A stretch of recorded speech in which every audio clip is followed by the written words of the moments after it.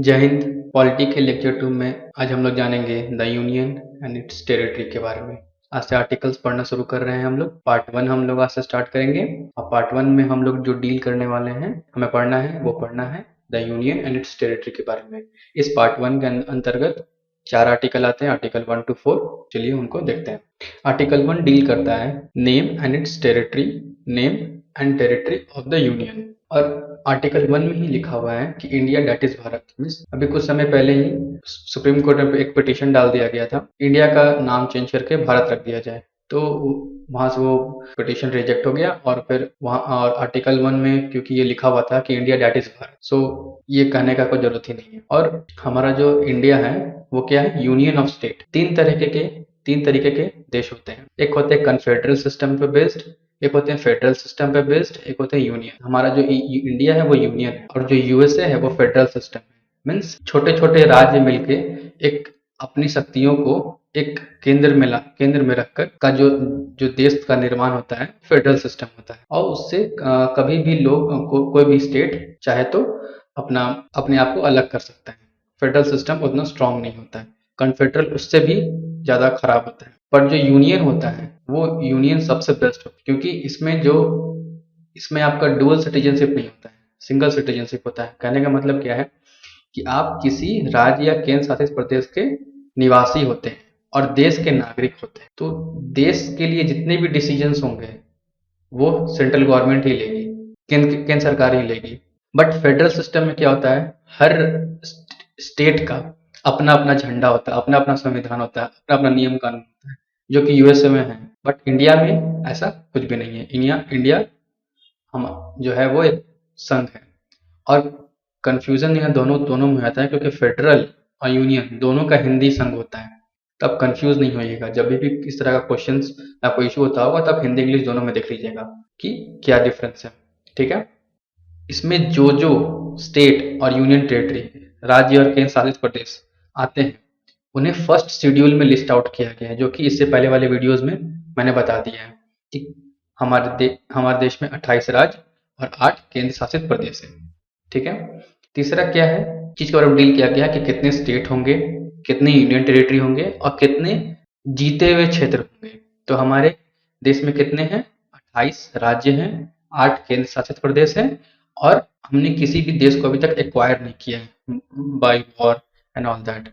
जो भी ऐड हुआ भी है तो वो अपने स्वेच्छा से ऐड हुआ, जैसे कि सिक्किम एक एग्जांपल है, तो वो अपनी स्वेच्छा से ऐड हुआ था, वो अभी आगे मैं बताता हूँ। बट ये प्रोविजन हमारे संविधान में डाला हुआ है कि अगर हम किसी वॉर में कोई एरिया कैप्चर करते हैं या फिर कोई एक पर्टिकुलर देश का कोई एक स्टेट कैप्चर करते हैं, तो उसको भी हमारे देश में सम्मिलित करने का प्रोविजन ऑलरेडी आर्टिकल 1 में दिया हुआ। ठीक है। तो आर्टिकल 1 में हम लोग क्या क्या जाने कि आर्टिकल 1 में लिखा हुआ है India that is Bharat. Means name conflict नहीं है, इंडिया मतलब भारत, सिंपल। हमारा जो इंडिया है, हमारा देश यूनियन ऑफ स्टेट है। ठीक है।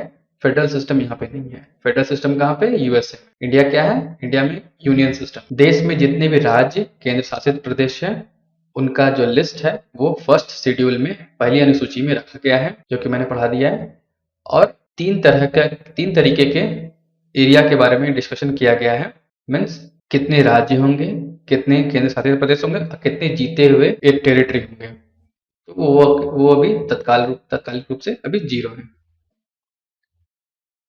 दूसरा आर्टिकल में ये डिस्कस किया गया है कि कैसे हम किसी दूसरे कंट्री के कोई पार्टिकुलर स्टेट या फिर वो पूरा का पूरा कंट्री, इंटायर स्टेट, वो हमारे में अगर सम्मिलित होना चाहता है तो उसका प्रोविजन आर्टिकल 2 में लिखा हुआ है। जैसे कि एग्जांपल के रूप में है सिक्किम। तो सिक्किम हमारे देश में ऐड हुआ, इसका रीजन ये था कि चाइना 1959 में तिब्बत पे कब्जा कर लिया और वो फिर आगे बढ़ते जा रहा। ठीक है। Five finger and palm rule के बारे में मैं आपको आगे डिस्कशन करूंगा। उसके तहत वो बहुत सारे इंडिया के लैंड पे और नियर बाई में जो कंट्रीज आते हैं उन पे वो क्लेम करता है कि ये हमारा लैंड है, जबकि तिब्बत खुद ही उसका नहीं है। ठीक है।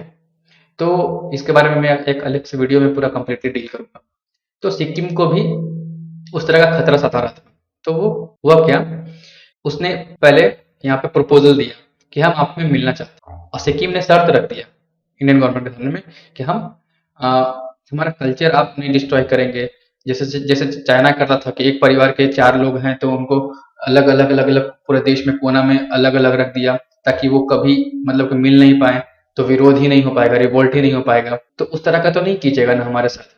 तो ये सबसे पहले क्या हुआ कि 1974 में ये एज़ ए को-स्टेट 35वां संविधान में संशोधन किया गया और एज़ ए को-स्टेट इसको पहले हमारे देश में लाया गया और उसके बाद जब इसे कन्फर्म हो गया, सिक्किम भी अपने आप में अपने कन्फर्म हो गया प्रॉपर्ली कि नहीं भारत का कल्चर सही में वसुधैव कुटुंबकम वाला, तो वो स्वेच्छा से अपने नेक्स्ट ईयर 1975 में हमारे देश में 22वें राज्य के रूप में ऐड किया। 16 मई 1975 में ऐड किया और इसके लिए 36वां संविधान में संशोधन किया गया और सिक्किम हमारे देश का 22वां राज्य बन गया 16 मई 1975 में। तो ये कहानी था, मतलब चाइना के डर से सिक्किम को हमारे में ऐड होना चाहिए, या अपने आप में एक कंट्री था। आर्टिकल 3 में डील किया गया है जो एग्जिस्टिंग स्टेट या यूनियन टेरिटरी हमारे देश में अभी हैं, उनके उनके एरिया, उनके बाउंड्री, उनके नेम में हम लोग कभी भी चेंजेस कर सकते हैं बहुत ही साधारण बहुमत से। मतलब कि संसद कभी भी एग्जिस्टिंग राज्य और केंद्र शासित प्रदेश में उनका नाम, उनका एरिया, उनका डिवीजन, उनका बाउंड्रीज को चेंज कर सकती है, वो भी बहुत ही साधारण बहुमत से। जैसे कि मध्य प्रदेश से छत्तीसगढ़ अलग अलग कर दिया गया 1 नवंबर 2000 को। उत्तर प्रदेश से उत्तराखंड अलग हुआ 9 नवंबर 2000 में, सेम ईयर सेम मंथ में। बिहार से झारखंड को अलग कर दिया गया 15 नवंबर 2000 में, 15 नवंबर 2000 में। इस दिन बिरसा मुंडा का जयंती भी है, इसलिए 15 नवंबर का डेट चूज किया गया था। जम्मू एंड कश्मीर को यूटी बना दिया गया, लद्दाख को यूटी बना दिया गया, जो कि रिसेंटली अभी 370 से हटाने के समय ये के बाद ये सब कर दिया गया। ठीक है, तो एग्जिस्टिंग स्टेट में या एग्जिस्टिंग यूटी में किसी भी तरह का चेंजेस करना हो, नाम बदलना हो, एरिया बदलना हो या फिर डिवीजन करना हो, ठीक है, या फिर स्टेट से यूनियन टेरिटरी या यूनियन टेरिटरी से स्टेट बनाना हो, ये बहुत ही इजीली किया जा सकता है साधारण बहुमत का यूज करके। बेरूबरी का भी केस हुआ था, यूनियन केस हुआ था, इसके बारे में मैं डिटेल से एक वीडियो बना के आपको समझाऊंगा कि ये क्या पूरा केस था।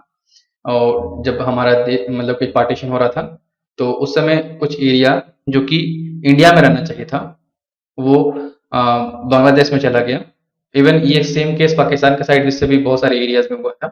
एक बेरूबेरी का केस बहुत फेमस हुआ था, तो उसके बारे में मैं एक केस स्टडी में आपको ये डिटेल से बताऊंगा, जो कि रिसेंटली अभी सॉल्व भी हो गया है। ठीक है, इसका इनिशिएटिव जवाहरलाल नेहरू के समय से लिया गया था इसको ठीक करने का, बट रिसेंटली अभी जो करंट गवर्नमेंट है अब जाके वो प्रॉब्लम कंप्लीटली शॉर्ट आउट हुआ है। तो एग्जैक्टली हुआ क्या था इसको समझते हैं। यूरोप में एक जगह है बाल्कन प्रायद्वीप, उस बाल्कन प्रायद्वीप को अंग्रेजों ने कंट्री में डिवाइड कर दिया।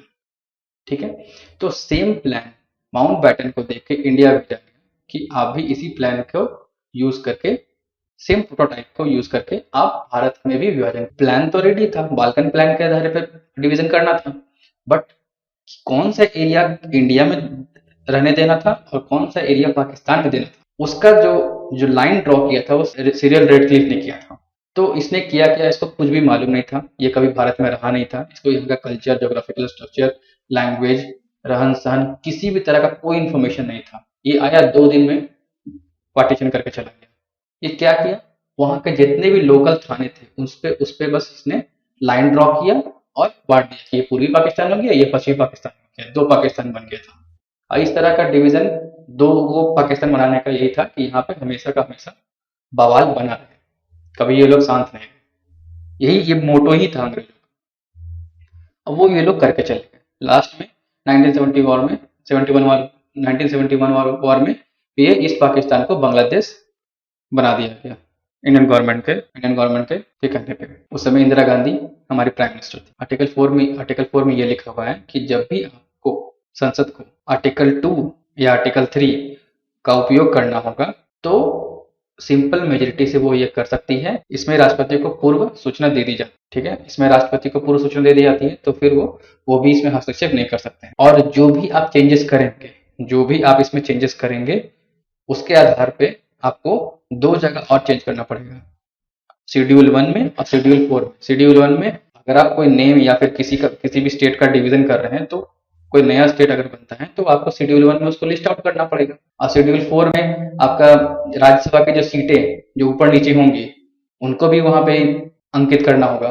तो इसीलिए ये आर्टिकल 4 में ये सारी बातें लिखी गई हैं कि सिंपल मेजोरिटी से आप ये काम कर सकते हैं, राष्ट्रपति को पूर्व सूचना दे दी जाती है, और जब ये आप चेंजेस कर लेंगे तो आपको शेड्यूल 1 और शेड्यूल 4 में भी चेंजेस करने पड़ेंगे एज पर द रिक्वायरमेंट। ठीक है, तो हम एक क्विक रिवीजन कर लेते हैं हमारा कि आर्टिकल 1 में name and territory of the union के बारे में बात किया गया है। भारत राज्यों का संघ है, ठीक है, हम लोग यूनियन है। हमारे देश में 28 राज्य, 8 केंद्र शासित और 0 अर्न स्टेट है, जीते हुए क्षेत्र। कोई भी अभी जीता हुआ क्षेत्र हमारे देश में भी नहीं है।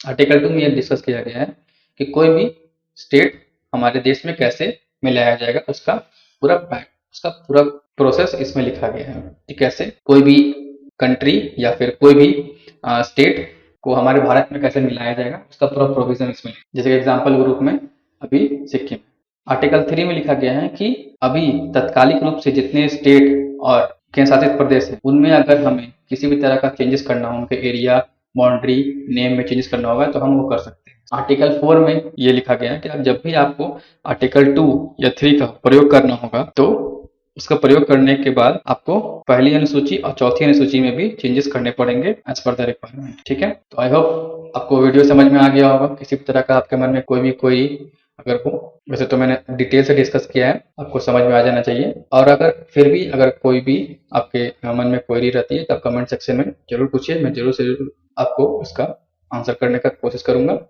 और जल्दी हमारा और भी प्लेटफॉर्म लॉन्च हो जाएगा, जैसे कि वेबसाइट और ऐप, तो उस पर भी हम लोग लाइव क्लासेस वगैरह प्रोवाइड करेंगे, जिससे आप 1 to 1 डायरेक्टली क्लास के समय ही अपने क्वेश्चंस पूछ सकते हैं। तो मिलते हैं कल।